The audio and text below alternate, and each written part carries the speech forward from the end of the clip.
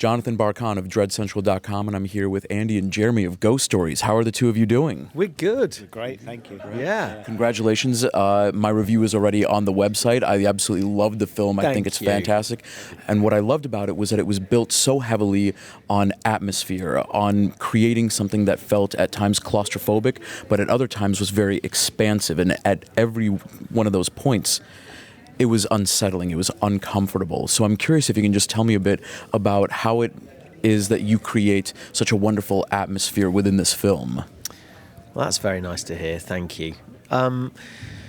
Well, you know, we were very blessed to have... We knew we wanted to set it in England, which is where the play was based. And so we wanted to keep it very true to our roots. And there is something really... quite specifically British about a miserable, grey, empty, wet expanse. Mm-hmm. And I'm sure in the States you clearly have versions of that, but to us that was part of our childhood and part of the sort of British experience.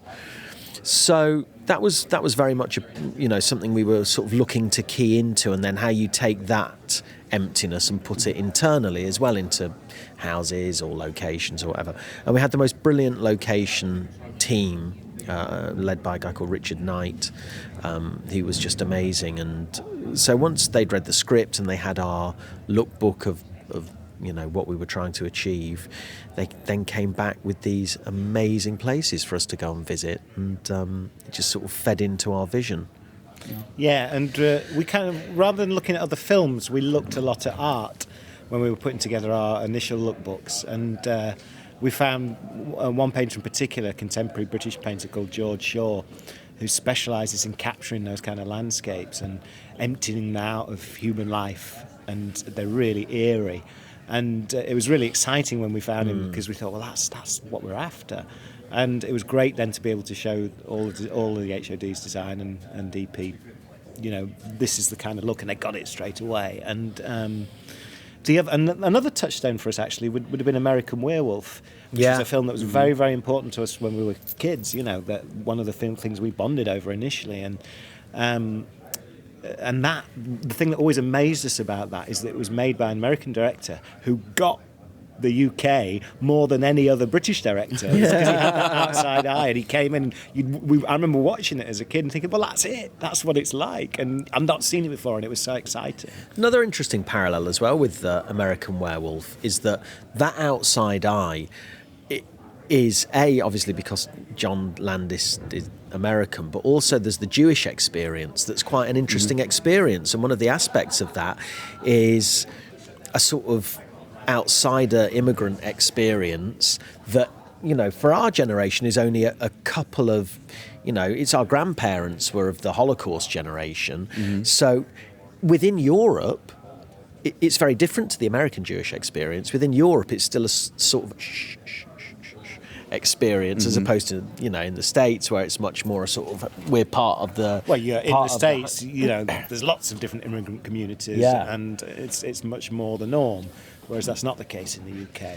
You were unusual if you were Jewish in at school. It was. So that's another sort of companion, really, for us in American Werewolf, is that sense of, even when you are part of the country, there's still a sort of an outsider's aspect to it.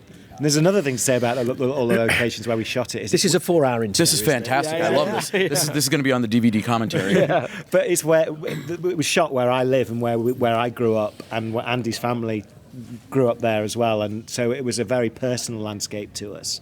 And something of that feeds into the film as well, I think. Oh, for sure. Yeah. Wonderful. And now I'm very happy that you brought up the typical British gloomy day, because as many people have said with this film, it feels very different from an American horror film, that there is something distinctly British about it. And I'm curious, do you have an understanding and an explanation of what really sets British horror apart from American horror? I think there's a few different things, and again, these are all possibly sort of generalisations, because there's so many different colours and variants within all aspects.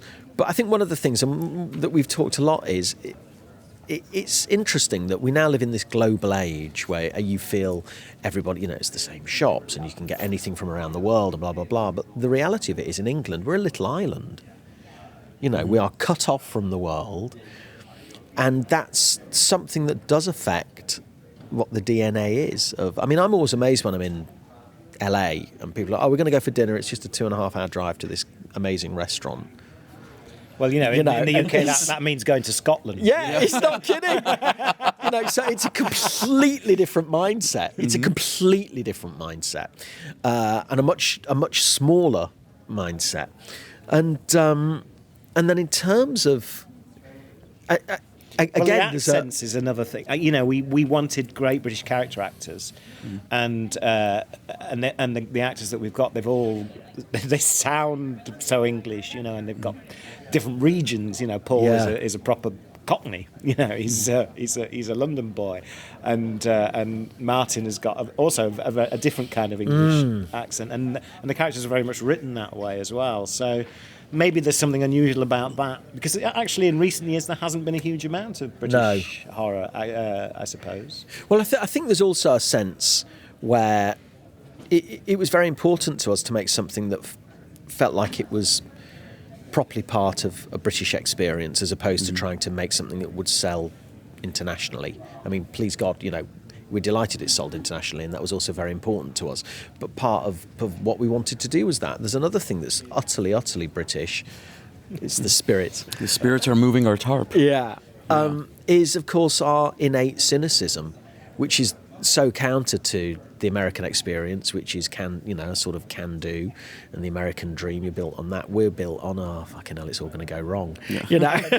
My sister-in-law tells a great story. They lived in New York for quite a while, and when the pizza boy would come and deliver a pizza, he'd come in and say, you've got a beautiful apartment here. I really hope to have an apartment like this someday, which is quite the norm in America. In the UK, it would be the exact opposite.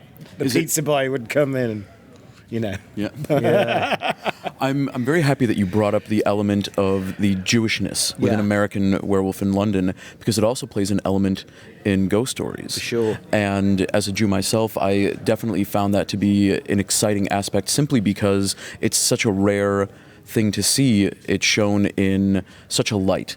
Because I believe that a lot of the dilemma in this film is the aversion of that orthodox mentality in the beginning. And I'm wondering if you can expand a bit on why you chose Judaism rather than, say, for instance, Catholicism. Well, we hate Jews, and it's really great. This is a wonderful interview. It's just great to be able to get it out there now. That is a joke. Do not quote us on that. That was a joke. Just going to take that little bit and this is why Brexit has happened. We hate Jews. Yeah. It was a joke. We love them. We are them. No, I mean, that's the point. We met at Jewish summer camp when we were 15. We're from families that are not especially Orthodox, but it was part of our childhood. We both kind of turned away from the religion, as we became young adults, and so it's kind of rooted for both of us quite deeply.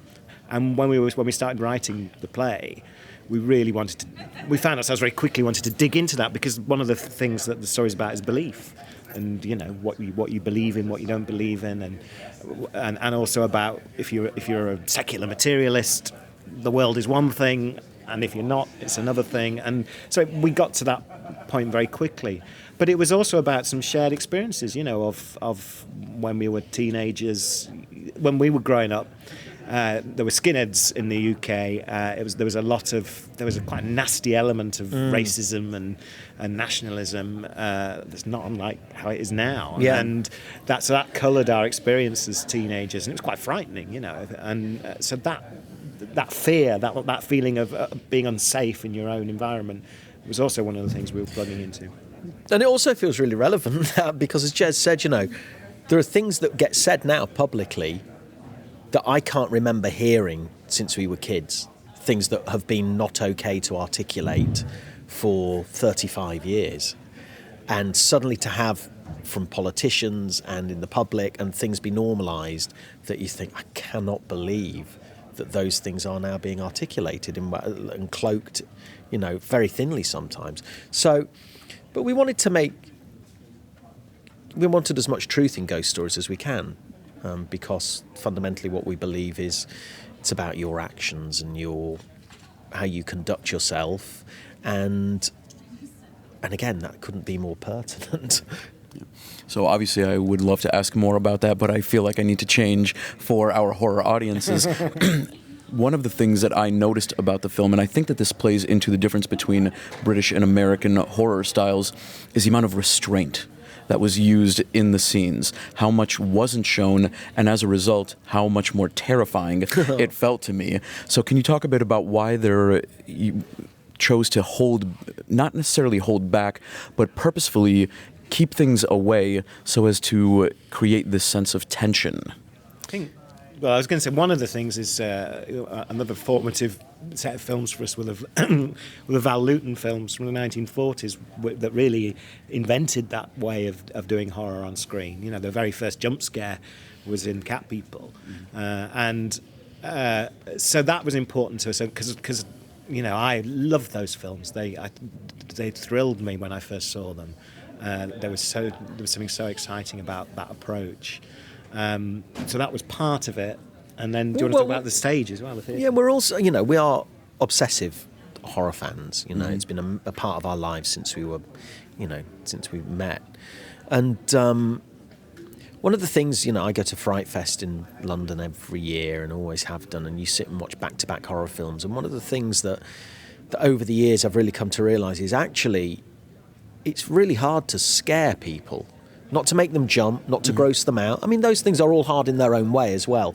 But the thing that I crave when I go there is those moments of that knot in your stomach and that feeling of, I don't know that I'm going to sleep tonight. Mm-hmm. And I can sort of count those on one hand, those experiences there, where you see those and So that's one of the things that we were aiming for, was to really, get under the skin and to really disconcert and not just be going boo, to make you jump. Although, please God, there are some proper jumps in there as well, But it's based on our stage show, which was a play called Ghost Stories, and it was on in the West End of London for over 2 years, and then has been around internationally, has been all over the world. And again, that was a 90-minute play where there were just great swathes of sort of darkness and silence, and that's what we really wanted to go with. That's what we've always loved, is that sense of emptiness, building to something, All right. Now, obviously, Martin Freeman has become a very big star and is well known within American audiences for his work in Sherlock, but also in the Marvel films. And I was just wondering if you could talk a little bit about working with him. He was just amazing. He was amazing. And for that role, it was, a very short list of when we drew up who our dream team would be, because you've got to get someone who's internationally viable as well. And they've got to be an international name, a star, a brilliant actor, someone who can be funny, someone who can be dark, and someone who can be sort of invisible because of what the role required in terms of where that character goes. Well, that's a really short list. And someone who's British, so... And when we talked about it, it was an even shorter list, really, and you realise, well, God, if we could get Martin Freeman, that would be amazing. But it just feels impossible, because of logistics, let alone anything else. And but I'd done another film with Martin, but that sort of really meant nothing other than the fact we knew each other and there was a mutual respect, and Jeremy knew Martin as well. And so we just sent the script to his agent, and thank God he came back and said, I absolutely love it, I want to do it. Incredible. Which was incredible. And he was our first cast to touch, yeah. I mean, that's the other interesting thing about the model of having a portmanteau film that feels like the Amicus movies and what they used to do. And one of the reasons they'd get sort of Ralph Richardson or these giant stars at the time was that they were only required for 5 days because they're doing this one little bit, So when you've got these schedules, so that meant, again, that's one of the appeals for these brilliant actors that we've got is they get to have their sort of these fantastic solo sequences, and they're only needed for 7 days in total or 4 days in total. Well, that's quite something. That suddenly makes it much more viable when you're trying to get brilliant people. So once Martin came on board, that was just a dream come true, and then. Alex Lawther's star has just gone through the roof suddenly, and with Black Mirror and End of the Fucking World, he's now... It's a nice noise. It's lovely. Yeah. That's not me. He's now incredibly, that's just going up and up and up. And Paul Whitehouse, who's the Night Watchman, is just a massive comedy star at home. And we'd always thought he was the most amazing actor, and wanted to see him do that role. And again, all of these people were our first choices. So it's just such a thrill to see that on screen. Wonderful. Now, there have been several reviews. The film has been seen, but we are going to be seeing it released wide pretty soon. So can you tell our viewers when and where can they see Ghost Stories? In the US, April the 6th? 20th. Oh, 20th, that's in April the 20th. April 20th, thank you. Theatrical and VOD, video on demand. Okay. So it'll be in select theatres theatrically and available on the same date, VOD. So. But if you can see it at a cinema, it deserves to be seen in a cinema. Yeah. Absolutely. Yeah, because the sound is also pretty special. It absolutely is. And then in the UK, April the 6th, and that's a big old, release right through the UK. Every single cinema in the UK, that's 7 cinemas. And what do you hope the viewers will get out of this experience? Well, it sounds corny, but the bottom line is we set out to make a film that if we would have loved to see particularly when we first met when we were 15. And the thing I remember most from going to the pictures as a kid, and still feel it now, is and when I went, you still had curtains that opened. Is that when and an organist. You'd hear the whir of the curtains opening, and you'd have this hope in your bottom of your stomach a little bit. I just hope it's a good story. That's what you wanted. It's a good story that would take you, and you'd forget about everything for an hour and a half. Ghost story. A good ghost story. Very good, Jonathan. We have to connect it. Yeah. All right, gentlemen, thank you so very much for your time. I love the film. I really hope that the readers love it as much as I did, and I wish you the best of luck with everything moving forward. Thanks, Jonathan. Thank you so much. Thanks, Dread Central. Take care. Thank you. Thanks so much for checking out this interview. We want to thank our sponsors, Dark Sky Films, Shudder, and Epic Pictures for their support. Also, a big thanks go out to South by Southwest Convention for having us here. To subscribe to our channel for amazing content, go ahead and click right here. To follow all of our South by Southwest coverage, you want to follow this playlist. To see amazing exclusive horror clips, click here, and make sure to get the very best in horror news by going to dreadcentral.com. Thank you so much.